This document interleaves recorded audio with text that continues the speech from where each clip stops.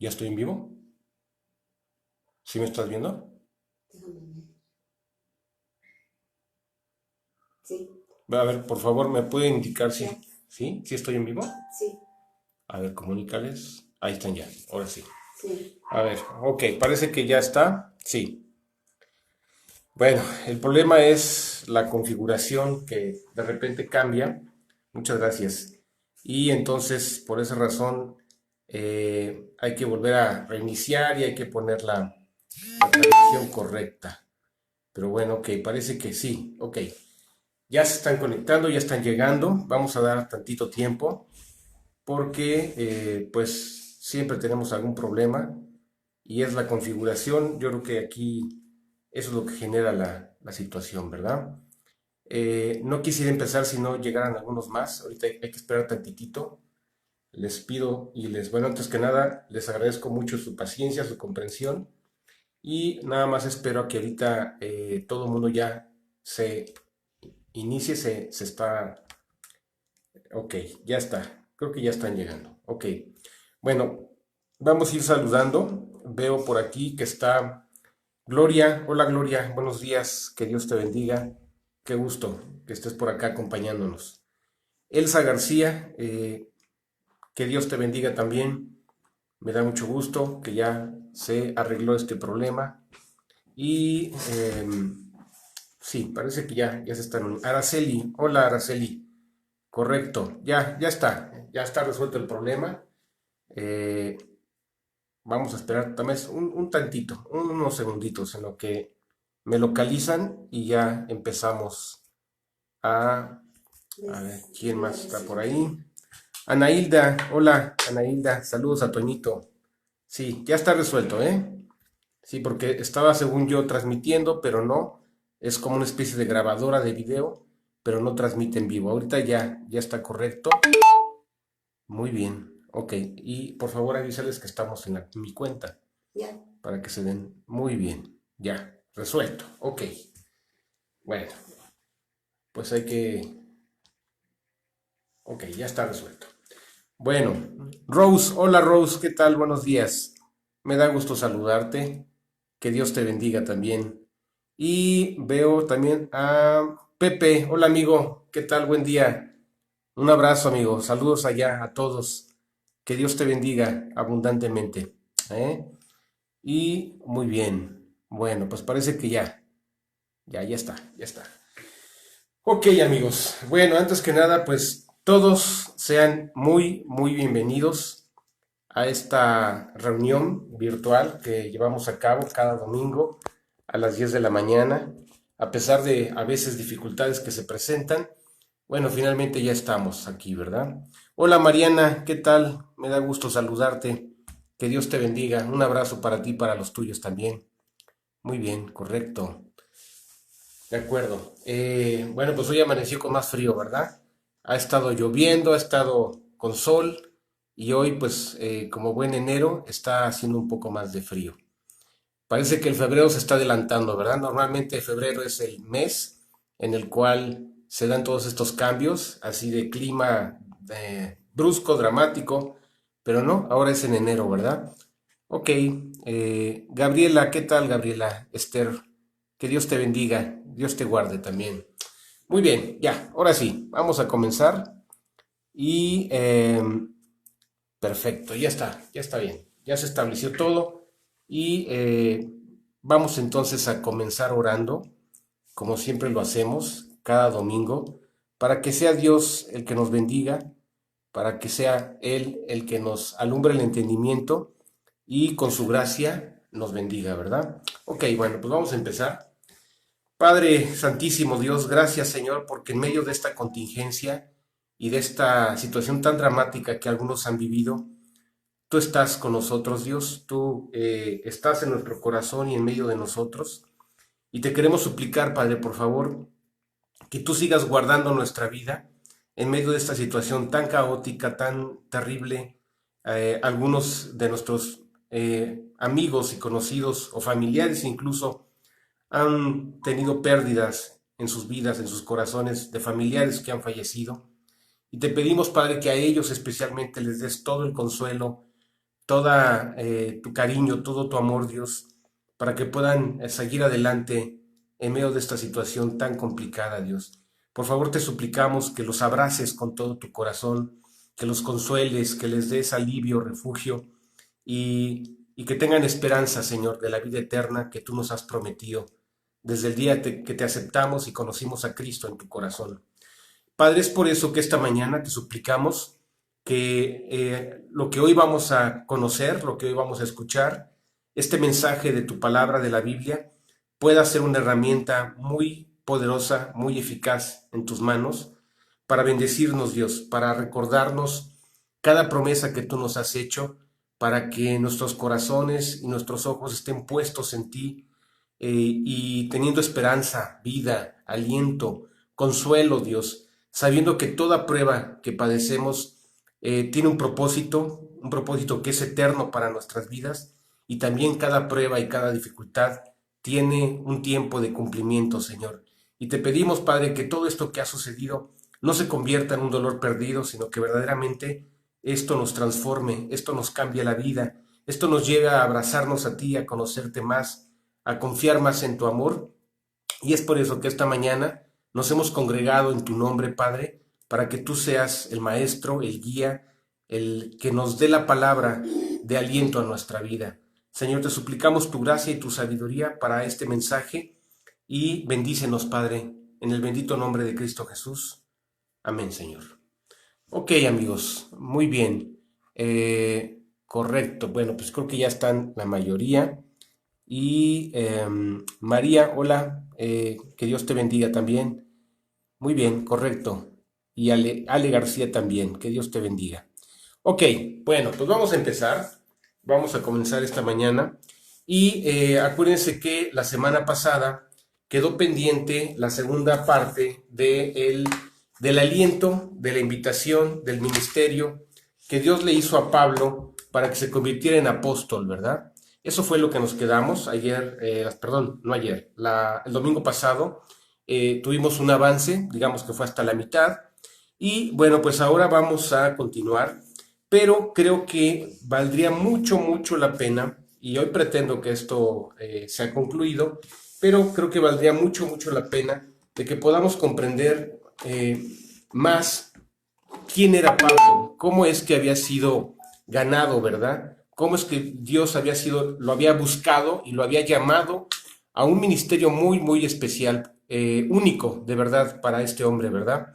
Y pensamos que decimos, bueno, al hablar de Pablo siempre lo imaginamos como el apóstol bueno, el apóstol Pablo, el apóstol fiel, el apóstol que tenía muchísima gracia. ¿Es verdad? ¿Esto es verdad? Claro que sí.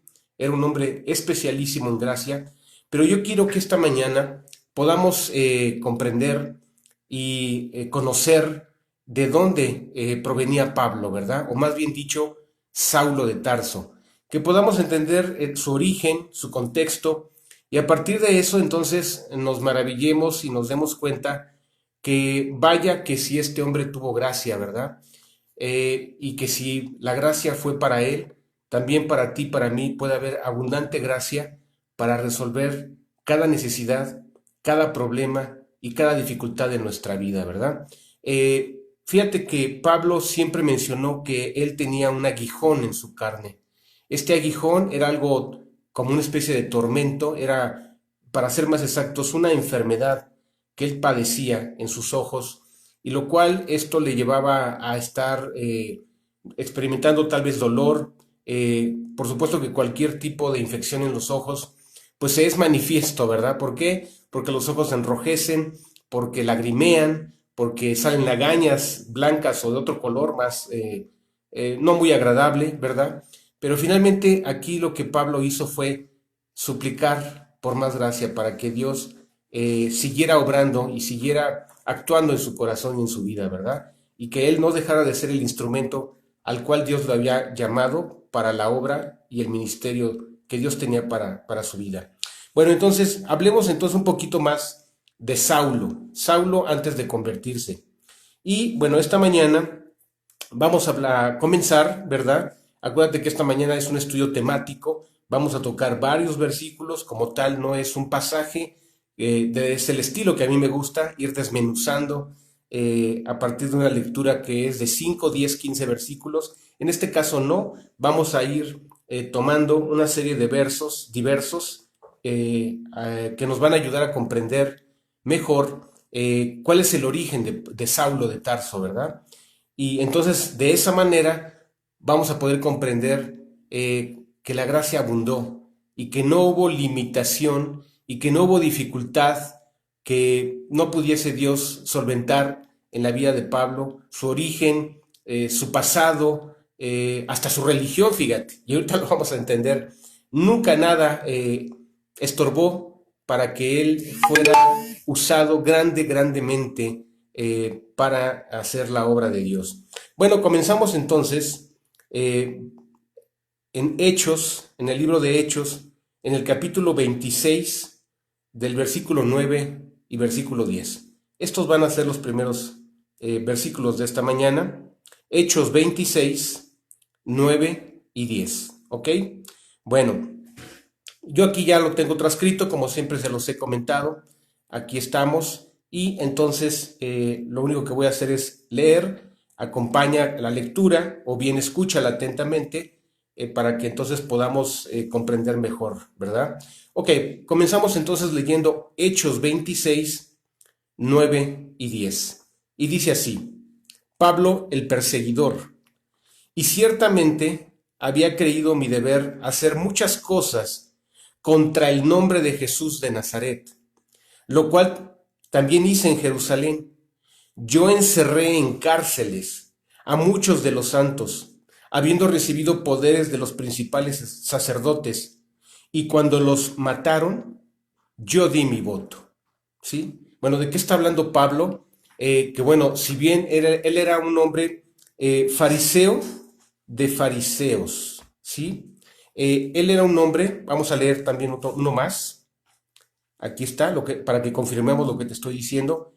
Vamos a leer también Hechos 23, versículo 6. ¿Sí? Y entonces nos dice aquí: entonces Pablo, notando que una parte era de saduceos y otra de fariseos, alzó la voz en el concilio: varones hermanos, yo soy fariseo, hijo de fariseos.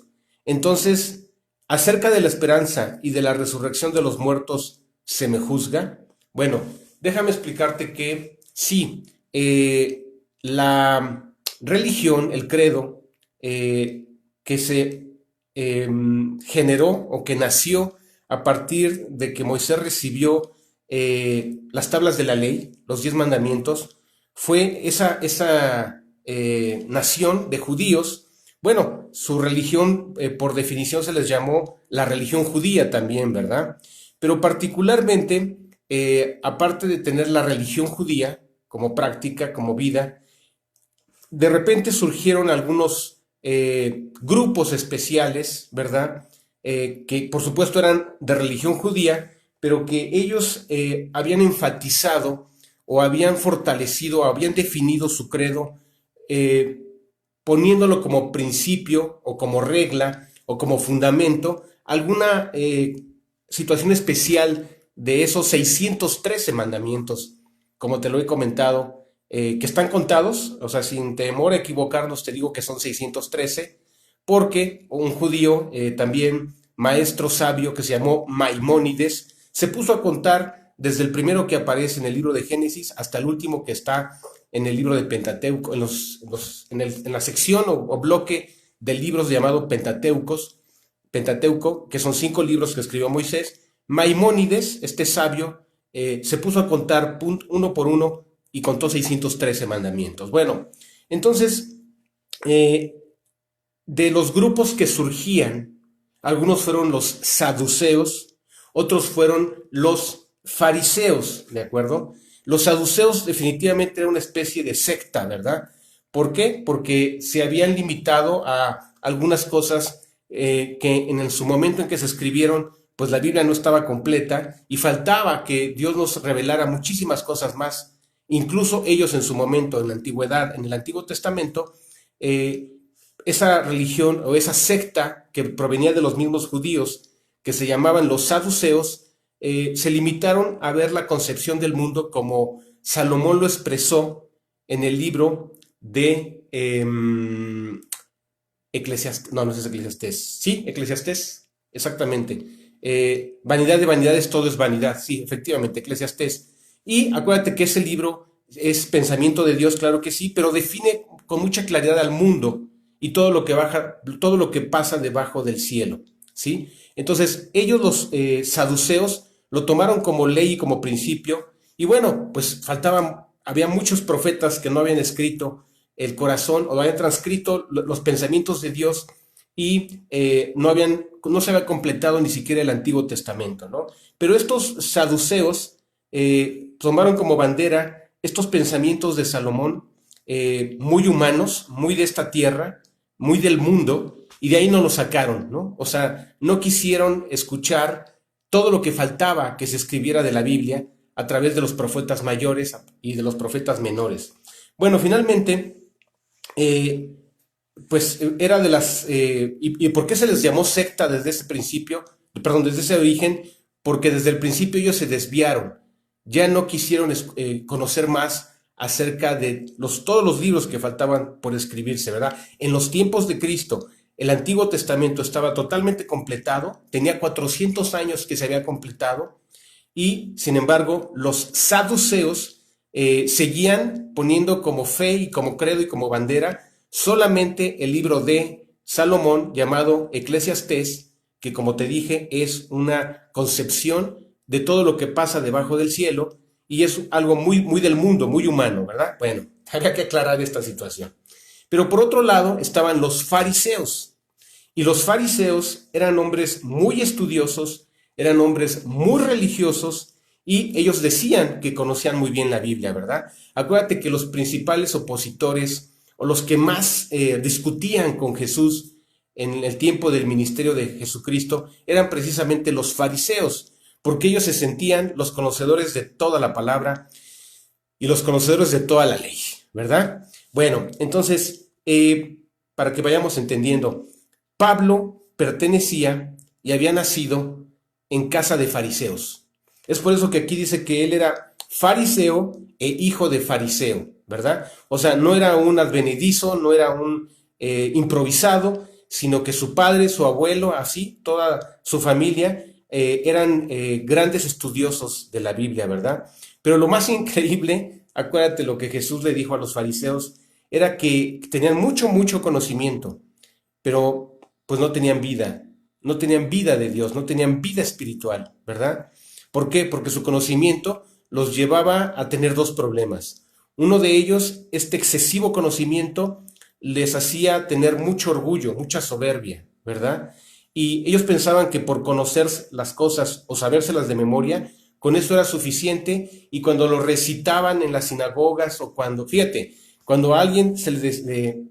la reunión de cada sábado en la sinagoga o cada sábado, a los fariseos cuando se les decía, ¿me puedes citar o me puedes leer alguno de los rollos? Específicamente, vamos a poner el ejemplo, Isaías, pues ellos no tenían que desplegar el rollo de Isaías, ¿sí? El pergamino, y leerlo, ellos se lo sabían de memoria, a ese punto, ¿verdad? Pero te digo, desafortunadamente, pues sí tenían mucho conocimiento, se jactaban bastante de ese conocimiento, pero pues ¿qué les dijo Jesucristo? Eran sepulcros blanqueados. ¿Qué significa esto? Que el conocimiento no le cambia la vida a nadie. Y si el conocimiento no es vida, entonces pues sirve para muy poco, ¿verdad? Sí, el verdadero conocimiento, el que es vivo, es el que se hace realidad de nosotros. Es el que genera un testimonio de Dios. Es el que transforma nuestra vida y es el que nos da vida. Porque acuérdate que la palabra es Jesús. En el principio era el verbo era con Dios y el verbo era Dios. Y aquel verbo se hizo carne y habitó entre nosotros y vimos su gloria, gloria como del unigénito del Padre, lleno de gracia y de verdad. Aquí, en estas dos palabras, ahí está la clave. O sea, la palabra que es Jesucristo está dada para darnos gracia. Y acuérdate también lo que el Señor dijo, y conoceréis la verdad, y la verdad os hará libres. Entonces, No es conocimiento, no es teoría, sino es gracia y es vida. Porque entonces, al vivir en la gracia y tener la vida de Cristo, de manera inequívoca, de manera exacta, nuestras vidas se transformarán. Nuestras vidas tendrán el ingrediente más importante, el Espíritu Santo, el corazón de Cristo, el carácter de Cristo, los pensamientos de Cristo, pero vivos dentro de nuestro corazón. Esa es la diferencia, ¿verdad? Un fariseo era un gran conocedor, se sabía la Biblia de memoria, pero ¿qué crees? No vivía conforme a esa verdad, ¿sí? También un problema de los fariseos es que ellos eran grandes costumbristas. ¿Qué significa esto? Que seguían e inventaban incluso tradiciones nuevas, ¿no? El hecho de ponerse una mantilla sobre la cabeza, ¿verdad? Eso es algo que pues, inventaron ellos, ¿verdad? El hecho de lavarse 7 veces las manos antes de tomar alimentos es algo que ellos inventaron. El hecho de un montón de prácticas que incluso quedaron escritas en algo que se llama Talmud, ¿verdad? Que no es la Biblia, sino es un libro de costumbres que ellos escribieron.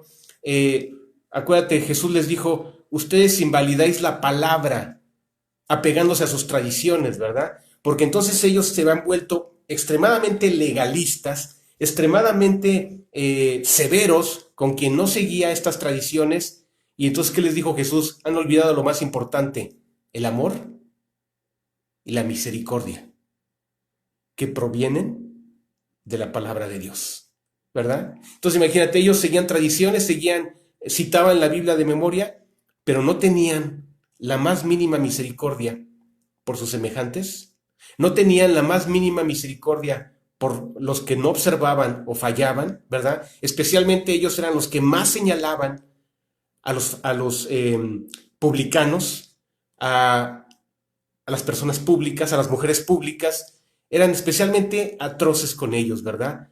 Los señalaban, los acusaban y entonces les encantaba compararse con ellos porque eso hacía que su orgullo creciera. Y ese conocimiento lo único que había hecho era hacer crecer su cabeza de vanidad y de soberbia, ¿verdad? Entonces, la palabra verdadera es la que está en nuestro corazón y es la que transforma nuestra vida y es la que se manifiesta con los principios de Dios, ¿verdad? Bien, entonces, como que vamos entendiendo un poquito más. Luego, entonces, Pablo era uno de ellos.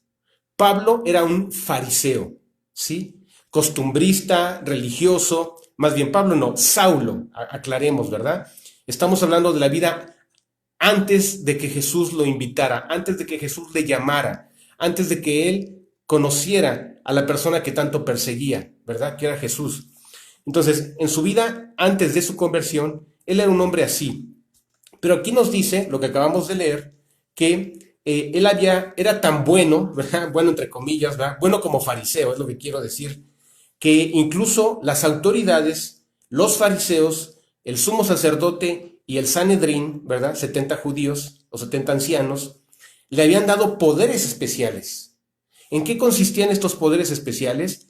Que cada vez que él sorprendiera a un discípulo o a un apóstol de Jesucristo hablando del Evangelio, él tenía toda la autoridad como fariseo, dada por las autoridades judías, de aprenderlo, llevarlo a la cárcel, y en el momento entonces en que se decidía el futuro, el destino y la suerte, entre comillas, claro, de él que estaba en la cárcel, entonces él tenía un voto, vamos a entenderlo así, era como una especie de Suprema Corte de Justicia, ¿sí? En el cual hay magistrados, en los cuales se vota, ¿verdad? Se dice que suelen ser 13 magistrados, suelen ser 9 magistrados, es decir, nunca es una cantidad par, si no es non, para que de alguna manera la mayoría se imponga, ¿verdad? Bueno, pues él tenía ese poder especial. Él, al votar, podía decidir junto con otras personas más, junto con otros ancianos, si el Hijo de Dios, el creyente de Jesucristo, el cristiano, vivía o moría. A ese nivel era su poder como fariseo. Poder él dar un voto a través de un consejo de ancianos para saber a quién mataban, o quién vivía. Entonces imagínate, el poder que tenía, tremendo, ¿verdad? Y entonces él se jactaba, Saulo, ¿verdad? Se jactaba de este poder especial que tenía, y entonces él pensaba que incluso estaba sirviendo a Dios, ¿verdad? Persiguiendo el camino de Cristo. Y bueno, vamos entendiendo. Pero aquí lo que más me llama la atención, lo voy a releer, es esto. Lo cual también hice en Jerusalén. Estoy leyendo Hechos 26:10. Lo cual también hice en Jerusalén. Yo encerré en cárceles a muchos de los santos. ¿Quiénes son los santos? Los creyentes de Jesucristo. Santificados porque el que es santo, santo, santo, que es Cristo nuestro Salvador, habiendo recibido poderes de los principales sacerdotes. Es lo que acabo de explicar. Y cuando los mataron, yo, dice Saulo, yo di mi voto. ¿Te puedes imaginar esto? ¿Cuál es la referencia más exacta? En el momento en que Esteban es aprendido. Acuérdate que Esteban era un diácono, lleno de gracia, lleno de fervor, lleno de fe. Y Esteban es el primer mártir. ¿Qué significa esto? De esa generación, él es el primer creyente de Jesucristo que muere predicando el Evangelio. Esto es tremendo, ¿eh? Entonces, él nos dice que en ese momento Pablo era un joven.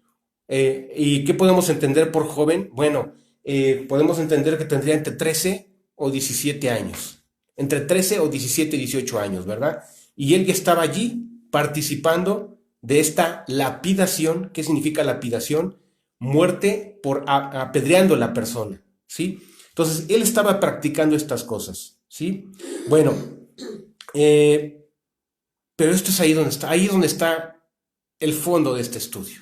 De verdad, cuando lo estuve meditando y lo comprendí, se llenó mi corazón de impacto, del impacto de la palabra, del impacto de la gracia, por poder entender algo. Y este es el tema de esta mañana. Mira,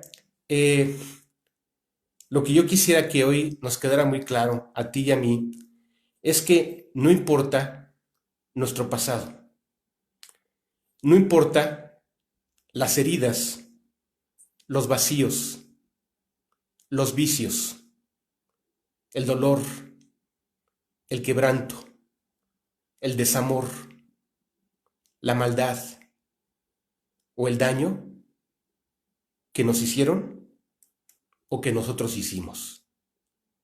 Este es el tema de hoy. Esta es la reflexión de esta mañana. No importa qué tan malos fuimos.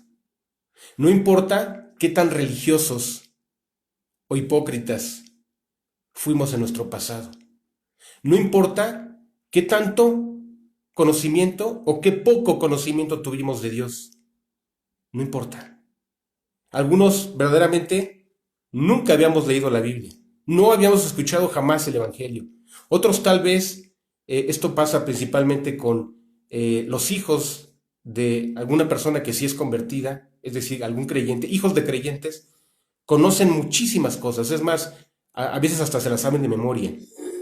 Sin embargo, esto no significa, como en el caso de Saulo, que tengan un conocimiento verdadero de la salvación de Cristo y del amor de Cristo, ¿verdad?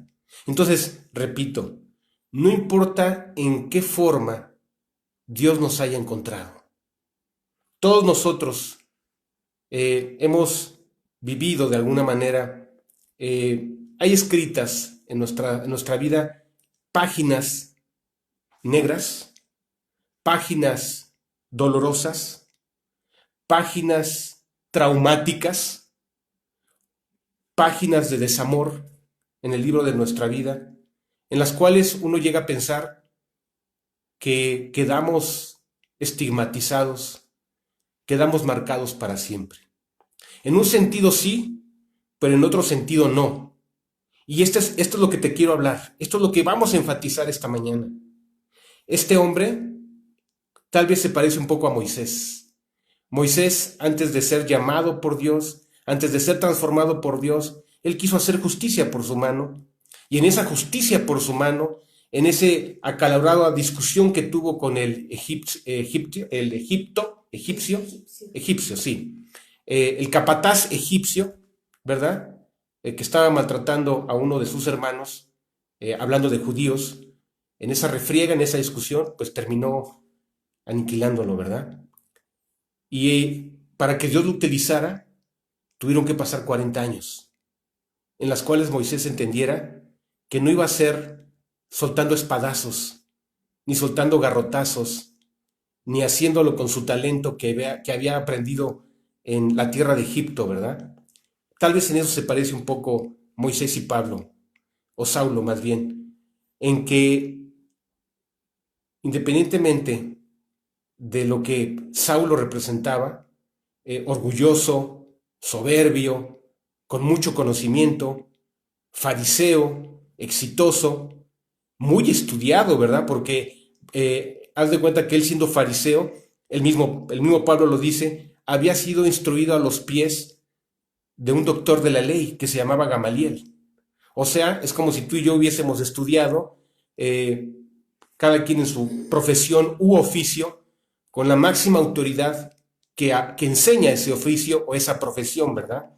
Bueno, él había sido instruido a los pies de Gamaliel.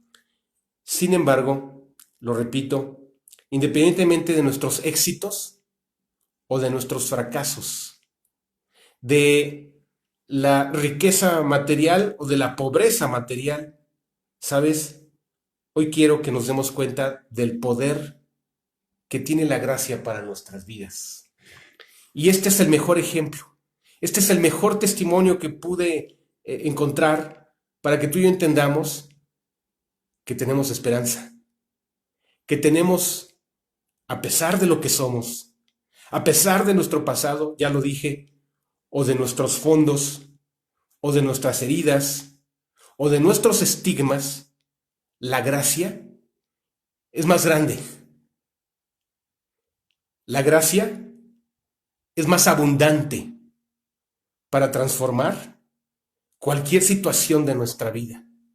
Así sea la costumbre más arraigada, así sea el hábito más destructivo, así sea el quebranto que nos marcó la vida. La gracia tiene todo el poder para darnos una nueva vida. ¿Sí? Dice, lo voy a leer en otra versión porque me pareció fantástico lo que sigue ahorita del testimonio de Pablo. Vamos a leer Primera de Corintios 15, del 8 al 9. ¿Sí? De hecho, a ver, lo quiero buscar para confirmar que todo está bien. Primera de Corintios 15. Sí, es correcto. Repito, Primera de Corintios 15, del 8 al 10. De hecho, es hasta el 10. ¿Ok? Porque aquí vamos a entender. Lo voy a leer en la versión Reina Valera 60. Dice así.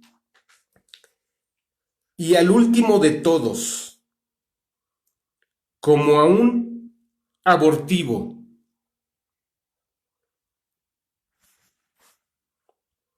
me apareció a mí, porque yo soy el más pequeño de los apóstoles, que no soy digno de ser llamado apóstol, porque perseguí a la iglesia de Dios. Pero por la gracia de Dios, soy lo que soy, y su gracia no ha sido en vano para conmigo. Antes he trabajado más que todos ellos, pero no yo, sino la gracia de Dios conmigo. ¿Sabes? Podemos entender que la gracia de Dios es el favor, es la buena voluntad de Dios hacia nosotros. Es el amor sin límites, es el amor eterno, es la aceptación absoluta y plena. Pero lo más increíble, lo más fantástico de esta verdad es que no es por mérito. Sí, así como lo escuchamos. No es porque tengamos alguna característica que nos permita obtener la bendición de Dios. No es por ninguna situación de nuestro fondo, de nuestra educación, de lo que sea, nuestro carisma, de nuestra inteligencia, de lo que soy o lo que tengo o no tengo. No, Señor. La gracia es el puro afecto de la voluntad de Dios. La gracia es que Dios así lo decidió. En la eternidad pasada te conoció a ti, me conoció a mí. Esto es increíble. Y sabes, aún conociendo que tú y yo no seríamos exactamente las mejores personas, o las más lindas, o las más agraciadas, o las más simpáticas, o las mejores personas, Dios nos amó con amor eterno y se agradó de ti y de mí. Eso se llama gracia. Y lo único que Dios necesitaba es que tú creyeras esta declaración de amor. Con amor eterno te he amado. Por tanto, te prolongué mi misericordia. Y para que la gracia la recibamos, es decir, para que se apropie este regalo, pues fue muy fácil, fue creer que Cristo había muerto por nosotros para recibirlo como Señor y Salvador.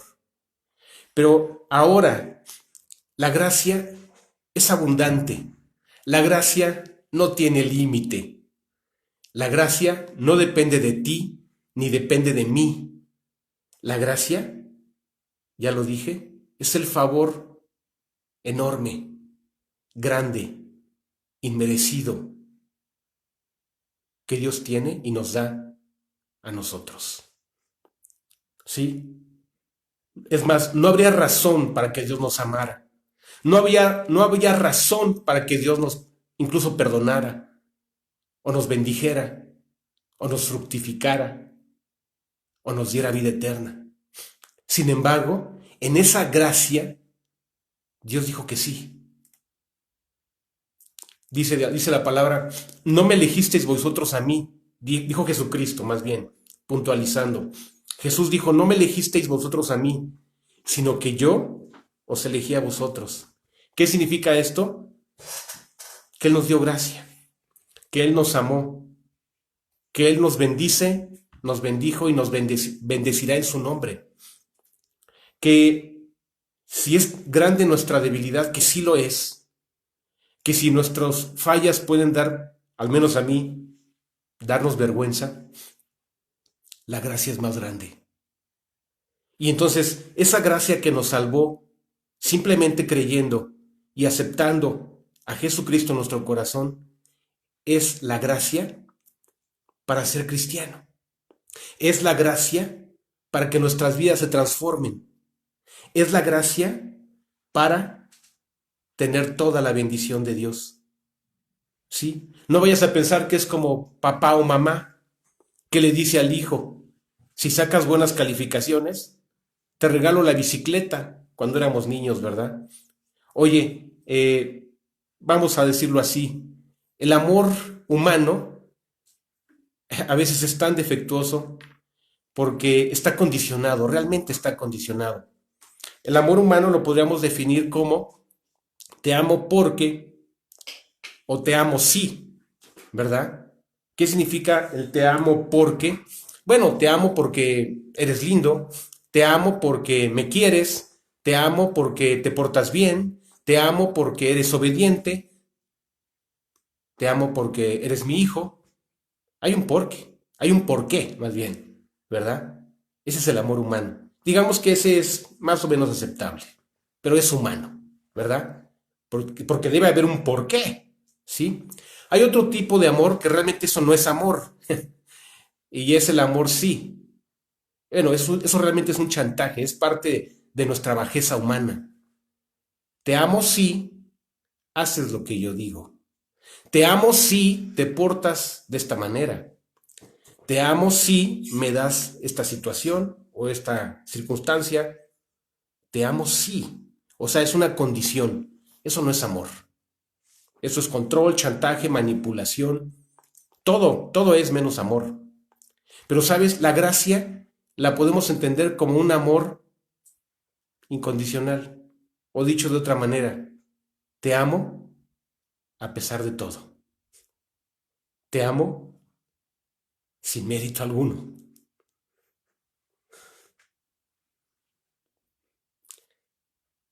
Te amo porque decidí amarte. Así nos ama Dios.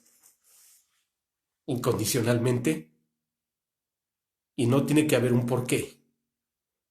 Y no tiene que haber un sí. Él decidió amarnos. ¿Sabes?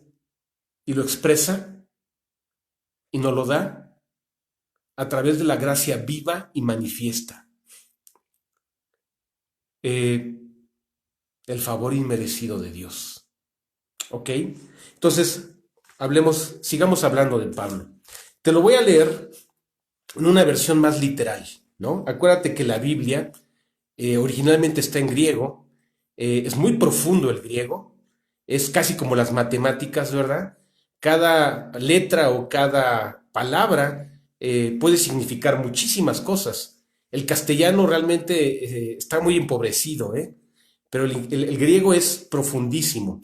Hay tiempos y verbos como no tienes una idea, ¿verdad? Y fíjate, por algo Dios eligió ese idioma para poder expresar. Se dice que el griego es uno de los idiomas más perfectos también, ¿verdad? Bueno, pues Dios eligió ese idioma para expresar en el Nuevo Testamento las ideas eternas y espirituales de su corazón. Entonces, voy a hacerte la lectura de una traducción, casi literal tomada del griego, que es lo mismo, pero simplemente está más enriquecida. Eso es lo que me quiero dar a entender. Y bueno, lo voy a leer. Dice así: y al último de todos, tal como al feto abortivo. ¿Sí? Se dio a ver a mí. Esto lo está diciendo Pablo. Por eso te dije, esta es una tradición más literal al griego. O sea, es un poquito más compleja, pero nos deja entender más las cosas. Repito, y al último de todos, tal como al feto abortivo, se dio a ver a mí, o fue visto por mí. Así es esta traducción. Porque yo soy el menor de los apóstoles, que no estoy cualificado, esta palabra me encantó, no estoy cualificado para ser llamado apóstol. ¿Qué te parece? Oye, ¿estamos cualificados para ser los mejores hijos? No, no lo creo. ¿Estamos cualificados para ser las mejores personas? No. ¿Mejores esposos? ¿Mejores amigos? No. Lo cierto es que no. La carga de errores o defectos es muy pesada sobre nosotros. Y por eso Cristo conocía lo que éramos. Por cuanto perseguí, fíjate, o sea, no tenía cualidad alguna. Cualificado significa no hay cualidad en mí. Eso significa. Por cuanto perseguí a la iglesia. O sea, aquí está reconociendo. O sea, aparte que no había mucho talento en mí, dice Saulo, aparte de eso, las locuras que hice me descalifican más. Eso es lo que está diciendo Saulo. ¿Sí? Primer error, yo perseguí a la iglesia, dice Saulo, con ira, con odio, al punto de haber dado mi voto, mi poder, para quitarle la vida a Esteban. O sea, nada, descalificado totalmente. Pero dice aquí Pablo, mas por la gracia de Dios soy lo que soy. Y su gracia, la que a mí me fue otorgada, no cayó al vacío. Fíjate cómo es más profunda esta traducción. O sea, no se desperdició, no quedó inutilizada. Yo la creí, yo la entendí y yo la acepté. Y vivo en esa gracia todos los días.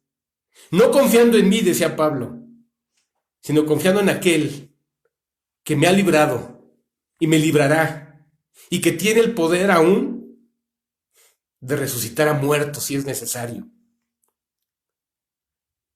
Esa gracia no se fue al vacío, no se desperdició, sino que más abundantemente que todos ellos, me puse a trabajar con ardor y fervor, mas no yo solamente, sino la gracia de Dios en unión conmigo. Caray, qué belleza de palabras, qué profundidad y qué sentido. ¿Sí? O sea, ¿la gracia está dada? Sí. ¿La gracia es plena? Sí. Porque de su plenitud tomamos todos. Y gracia sobre gracia. La gracia es inagotable. ¿Sí?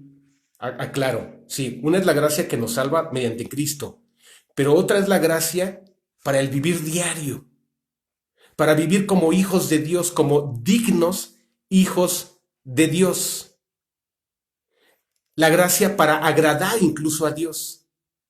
La gracia para ser transformado por Dios.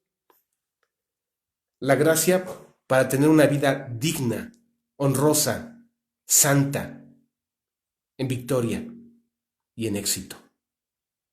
Ese es el poder de la gracia. Pero aquí Pablo con estas palabras nos escribe perfectamente. O sea, la gracia está dada, la gracia es todo, pero hay algo que me toca a mí. Simplemente decir, si quiero la gracia, pero primero que nada, si creo en la gracia, si quiero la gracia y voy a vivir en la gracia. Eso es lo único que hay que hacer. O sea, quiero estar sostenido por la gracia de Dios. No por mis fuerzas, no por mi religiosidad, es más, ni siquiera hasta por mi inteligencia, o mi astucia, o lo bueno que soy para resolver muchas cosas. No. La gracia de manera práctica es, yo dependo de la gracia de Dios. Y de manera más práctica, ¿cómo dependo de la gracia de Dios? Es muy sencillo. Le dices a Dios, Señor, que se arregle este problema, que se arregle esta dificultad.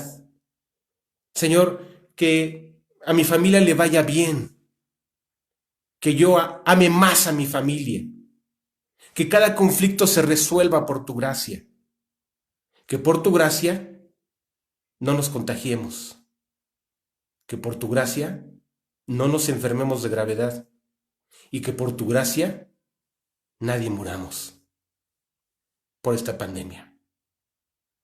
¿Te das cuenta? Que por tu gracia pueda ser el mejor trabajador en mi oficio, en mi profesión, que sea por tu gracia. Que por tu gracia pueda amar a mi esposa, a mis hijos, a mis hermanos, a mis padres, que sea por tu gracia, no por mi simpatía o mi carisma. Eso es vivir en la gracia. Es decir, de la gracia se depende todos los días. Eso es vivir y andar en la gracia. Es decir, implica simplemente decir, Dios, estoy de acuerdo, vaya que necesito esto. De lo demás, ya está resuelto, Dios se encarga, ¿sí? Esta gracia, ya lo dije varias veces, es la que nos transforma, pero también esta gracia es la que nos da las fuerzas para estar firmes en el día malo.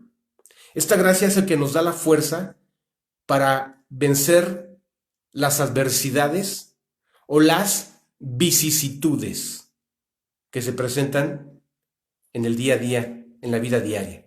Desde una situación mínima como una situación de tránsito, ¿verdad? Una situación en el trabajo o incluso en este momento personas que estudiaron la Biblia conmigo y de verdad en la semana oré por ellos y de verdad esto quebrantó mucho mi corazón hasta las lágrimas, porque 3 de ellos han perdido a sus esposas y me partió el alma. Y oré por ellos, para que en medio de esta tragedia y de este dolor y de esta pérdida, la gracia de Dios los saque adelante y los bendiga y los proteja y los llene y le den a Dios muchísimas gracias por toda la vida,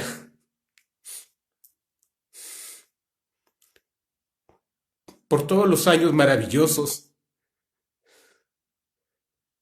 que compartieron con sus esposas, porque fue un regalo de Dios para ellos. Y yo deseo, no voy a decir sus nombres, pero si llegan a ver este mensaje, yo deseo con todo mi corazón que Dios los bendiga, queridos amigos, y los proteja, los saque adelante, les dé el consuelo y la gracia llene lo más profundo de sus corazones. Porque a pesar de todo, Dios es bueno y para siempre es su misericordia. Y si en este momento estamos en medio de esta crisis, en medio de esta prueba, pues hay que suplicar y hay que refugiarnos en el brazo de Dios, para que habiendo pasado el día malo, estemos firmes y podamos no solamente estar firmes, sino verdaderamente deleitarnos en todo el amor de Dios. Sí, eso es lo que Dios anhela para nosotros. Que aún este dolor, aún esta pérdida, en aquel día, en el día que estemos delante de Dios, entenderemos cada quebranto, cada dolor, cada sufrimiento, cada escasez que en la vida se nos haya presentado. Pero que lo más importante es que todo este dolor o esta angustia tenga el único propósito de conocer más a Dios, de su grandeza, o estos dolores o estos quebrantos no se conviertan en quebrantos o dolores perdidos. ¿Qué significa esto? Que tal vez estemos padeciendo alguna situación así difícil, tú y yo sigamos siendo las mismas personas, con los mismos hábitos, con los mismos vicios, como dice la palabra, con las situaciones torcidas de nuestra vida. Y no aprovechemos este quebranto precisamente para doblarnos, para quebrantarnos en nuestro corazón, en nuestro orgullo, delante de Dios. Y Dios nos dé la gracia, transforme nuestra vida, nos dé el consuelo, nos dé la victoria que solamente Dios puede darnos. ¿Sí? Y bueno, mira, aquí especialmente, dice acá, la primera parte. Perdón, un segundo, por favor.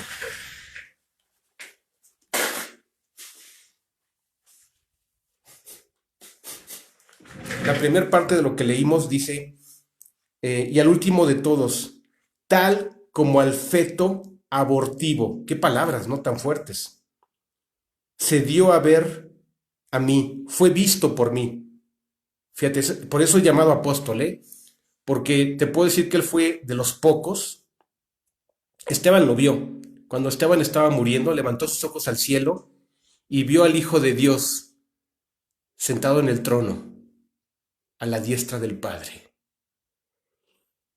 Y después de eso dice la palabra que expiró, porque murió apedreado, ¿sí? Como mártir, predicando el Evangelio de Cristo.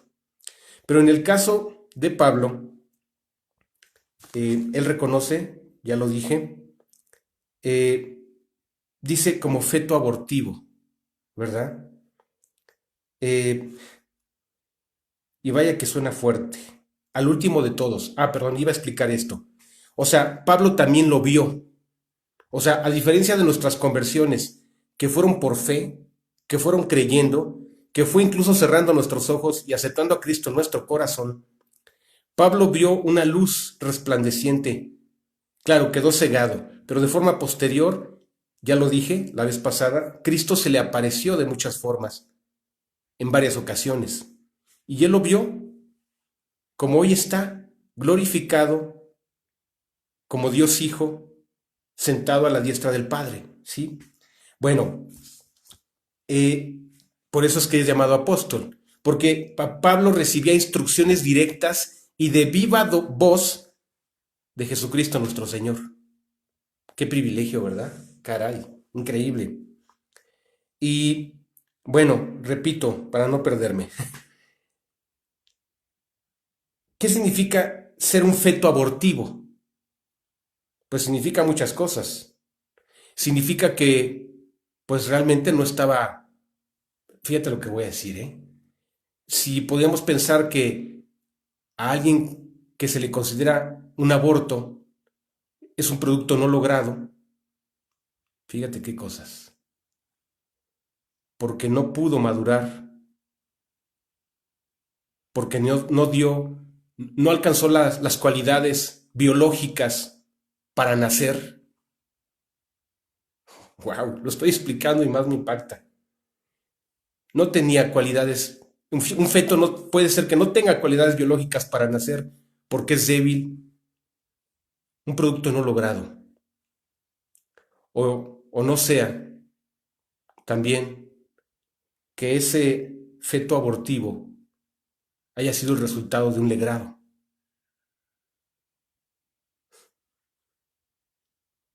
porque no lo quisieron, porque no lo amaron. Caray, ¿cómo se decía Pablo? Qué forma de declararlo. Tal vez también por la forma repentina y antinatural en la que él se convirtió en apóstol, a destiempo, no habiendo visto a Cristo al inicio de su ministerio cuando Juan el Bautista lo bautizó, no viendo ninguna de las resurrecciones que Jesús hizo con Lázaro, con la hija de Jairo, eh, a una niña que resucita, o el hijo de la viuda que iban a enterrar. Él no vio eso. Sus apóstoles sí vieron el poder de Cristo para resucitar a Lázaro. Ya no se diga haber tomado esa última cena y haber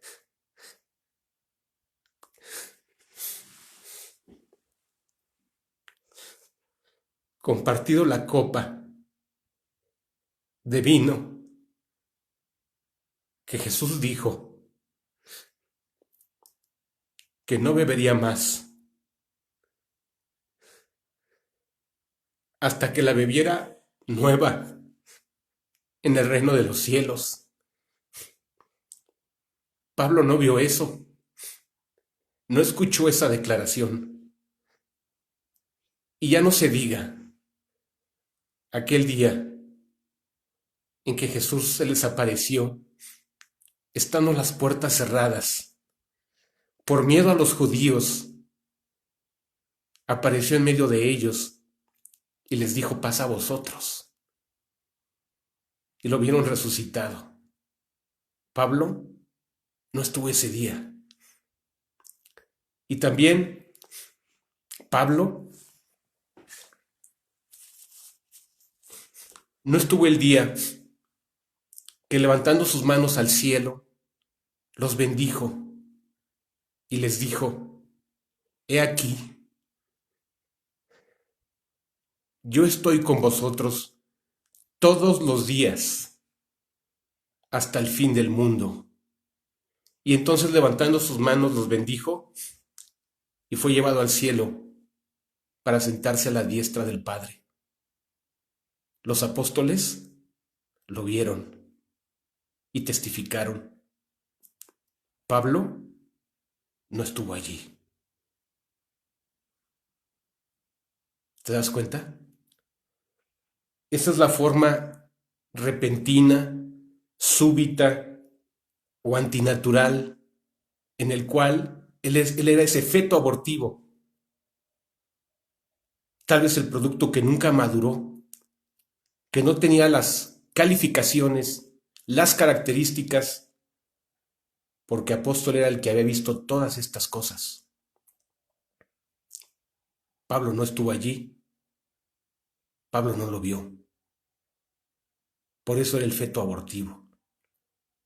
O también, seguramente, como los fariseos que eran tremendamente inmisericordes, porque él era fariseo, hijo de fariseos, y todos sus compañeros y amigos eran fariseos, cuando él les decía que él era apóstol de Jesucristo, de ese camino que él antes había perseguido y rechazado, y hasta dar un voto para que mataran a Esteban, le decían: tú, apóstol, tú eres un aborto, con toda maldad, ¿verdad? Como una ofensa.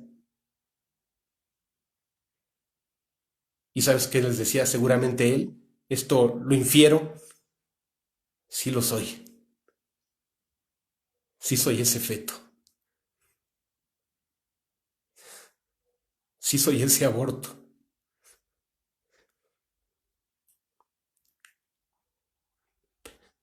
Pero Dios me amó y tuvo misericordia de mí para ser llamado apóstol. ¿Qué te parece? Sí, no tenía competencia alguna, no tenía cualidad alguna. ¿Te das cuenta de la grandeza de la gracia? Lo más maravilloso es que esa gracia también es tuya y también es mía. ¿Sí? Y aquí lo voy a leer y casi estoy terminando ya. Vamos a leer Romanos 1 del 1 al 5. En lo que lo buscas, dame por favor un momento. Romanos 1, 1 y 5. Un segundo, por favor.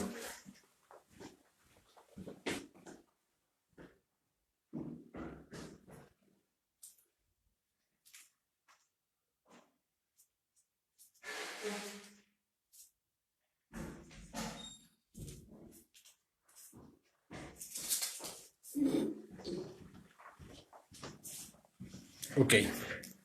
Dice Romanos 1, 1 y 5. Pablo, siervo de Jesucristo, llamado a ser apóstol, apartado para el evangelio de Dios. Sí, a pesar de todo, sí, Señor. Pablo, siervo de Jesucristo, llamado a este apostolado. Y también nos dice Romanos 1:5. Dice así: y por quien recibimos la gracia y el apostolado, para la obediencia a la fe en todas las naciones, por amor de su nombre. Ahora, déjame decirte algo muy claro. Apóstoles fueron 12 más 1. También me ha faltado aclarar esto, ¿eh? ¿Por qué son 12? Bueno, porque ciertamente dentro de esos 12 originales estaba uno que se llamó Judas Iscariote, que realmente él no fue apóstol, fue un traidor. Pero nos dice la palabra específicamente en el libro de Hechos, en el capítulo 1, que ese traidor, llamado Judas Iscariote, fue sustituido por un discípulo que fue testigo de estas cosas que ya mencioné, desde el bautizo, la muerte y la resurrección de Jesús. Esa persona se llamaba Matías. Entonces, sí, no nos equivocamos, ¿eh? Siguieron siendo 12 apóstoles. Pero este último, que estamos hablando, que se llama Pablo o Saulo de Tarso, él fue el agregado, el añadido. Es por eso que fue a destiempo y de manera no natural como habían sido los demás. Natural en el sentido de que espiritualmente ellos habían sido engendrados, educados de viva voz de la palabra de Jesucristo, en persona, en presencia, ¿sí? Pero este fue añadido, Pablo, pero no hay más. Escucha bien esto, no hay más apóstoles. ¿Hay un apostolado? Sí, podríamos pensar que sí, pero apóstoles son exclusivos, 12 más 1.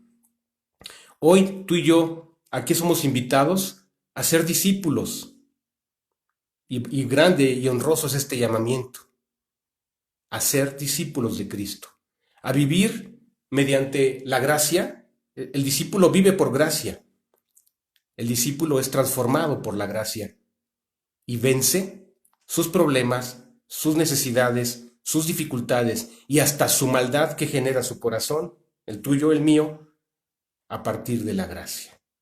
¿Sí? Entonces, aquí somos invitados hoy a un apostolado, sí, pero no somos apóstoles, ¿eh? Por favor, si escuchas que alguien dice que es apóstol, perdió la cabeza. Ya no sabe lo que está diciendo, ¿sí? Porque son cosas diferentes, apóstol que apostolado, ¿sí? Son cosas diferentes, ok. Sí, podemos tener un apostolado, podemos tener o ser discípulos, eso es lo que quiero decir. Me falta uno, Romanos 12:3, dice así: digo pues, por la gracia que me es dada, a cada cual que está entre vosotros, que no tenga más alto concepto de sí que el que debe tener, sino que piense de sí con cordura, conforme a la medida de fe que Dios repartió a cada uno. ¿Verdad? Casi estamos concluyendo. Es decir, ¿qué sería entonces el enemigo de la gracia? Bueno, te voy a decir algunos enemigos de la gracia. El primero, mirad bien, no sea que alguno de vosotros deje de alcanzar la gracia, que brotando alguna raíz de amargura os estorbe y por ella muchos sean contaminados. Uno de los principales enemigos o que frena la gracia en nuestras vidas se llama odio, amargura y rencor. ¿Sí? Porque nadie puede decir que ama a Dios pero aborrece a su hermano.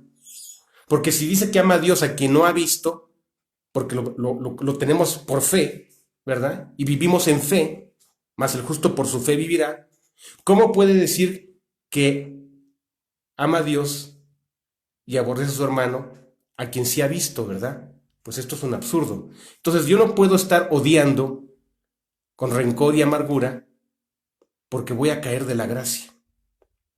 Otra cosa que frena la gracia es el orgullo y la soberbia. Y lo cito porque es bíblico. Dios da gracia a los humildes y resiste a los soberbios. Entonces, la soberbia, el orgullo, la suficiencia, también frena, detiene la gracia y no obtenemos gracia. Y ya por último, algo que también frena la gracia son pecados que no confesamos. Así como lo escuchas. ¿El cristiano peca? Sí, sí peca, pero no vive en pecado. Entonces, si yo confieso el pecado, lo tengo que confesar, lo tengo que reconocer, debo de ir a lavar mis pies, como Pedro dejó que Cristo se los lavara, tengo que dejar que Cristo lave mis pies. Le dijo a Pedro, ¿verdad? Si no te lavare, no tendrás parte conmigo. Pedro, si no te lavo los pies, le dijo Pedro, Señor, tú me lavas los pies, no me lavarás los pies jamás.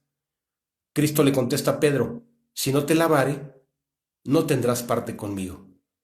Es decir, el pecado consentido, el pecado no confesado, el pecado escondido o tolerado o justificado en nuestras vidas, también nos detiene la gracia. Y dice la palabra, porque sin gracia es imposible agradar a Dios. Sin fe y sin gracia, van de la mano, ¿verdad? ¿Es por fe? Sí. Pero lo que se produce, la potencia de Dios en nosotros, se llama gracia. ¿Ok? Bueno, queridos amigos, pues esto ha sido todo por hoy. Espero que haya tocado tu corazón como ha tocado el mío. Y yo deseo, de verdad, que busquemos la gracia, que vivamos en la gracia, porque es lo único que necesitamos. Es lo verdaderamente necesario para vivir una vida plena. ¿Ok? Bueno, pues vamos a orar. Te agradezco mucho tu atención, tu paciencia, ¿verdad? Vamos a orar para concluir esta mañana este estudio.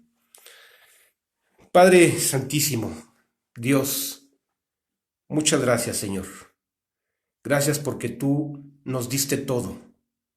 Nos diste a Cristo, nos diste el amor, nos diste el perdón en Él y nos diste vida eterna también en su nombre. Y es increíble cómo no solamente nos diste un boleto para ir al cielo, a tu casa, sino también nos diste el poder para enfrentar la vida día con día, tomados de tu mano. A veces con problemas, a veces con dificultades, a veces con situaciones que nos quebrantan, pero gracias, Padre, porque ahí está el poder de tu gracia. Ahí está todo para que salgamos adelante. Ahí está todo para ser felices contigo, Dios. Te suplicamos, Padre, que ninguno de nosotros permita odio, amargura, rencor, que apagaría la gracia. También, Señor, te suplicamos que no nos llenemos de soberbia, de suficiencia, de esa falsa capacidad que nos engaña, porque tú resistes al soberbio, pero sí das gracia al humilde, que depende de ti, Señor. Y también por último te quiero pedir, Padre, que vayamos a lo profundo de nuestro corazón y con toda honestidad, siendo muy valientes para reconocer los pecados, los pongamos delante de ti confesándolos para seguir teniendo gracia en nuestras vidas. Porque la gracia es todo lo que necesitamos para ser felices, para estar plenos, para estar llenos de ti, Señor, y para alcanzar bendiciones, que cosas que ojo no vio, ni oído escuchó, ni han subido a corazón de hombre, son las que tú tienes preparadas para los que te aman y te buscan y quieren tu gracia, Señor. Por favor, Padre, hazlo tú, Dios, hazlo con todo tu corazón, con todo tu poder, para que todos vayamos delante de ti, al trono de la gracia, para alcanzar misericordia y auxilio, y el oportuno socorro y ayuda para nuestras vidas, Padre. Gracias, Señor. Te lo pedimos todo en el nombre de Cristo Jesús. Amén. Queridos amigos, es un gusto cada domingo a las 10 de la mañana compartir este mensaje con ustedes. Que Dios los bendiga. Nos vemos pronto.